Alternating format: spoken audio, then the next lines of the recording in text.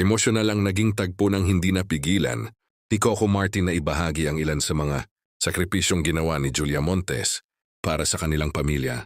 Habang nagkukwento ang aktor, tahimik na nakikinig si Julia hanggang sa tuluyan na siyang mapaluha.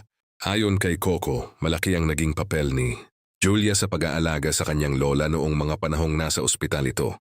Inamin niyang nahihirapan umano siyang makita ang kanyang lola sa ganoong kalagayan. Kaya si Julia ang kusang umalalay at halos araw-araw na nagbantay rito.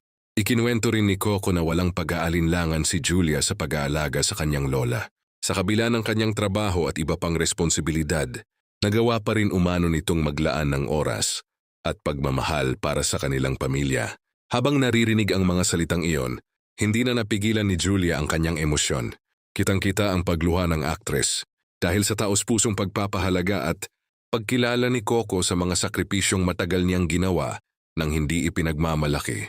Marami naman ang naantig sa naturang kwento. Pinuri ng mga netizen si Julia dahil sa kanyang kabutihang loob at pagiging maalaga, habang hinangaan din nila si Coco sa pagbibigay pugay. Pasasalamat sa lahat ng naitulong ng aktres sa kanilang pamilya. Dahil dito, mas lalo pang humanga ang kanilang mga taga-suporta sa dalawa. Para sa maraming netizens, ang pagbabahaging ito ay patunay ng malalim na respeto, pagmamahalan, at matibay na samahan ni Coco Martin at Julia Montes, hindi lamang bilang magkapareha kundi bilang pamilya.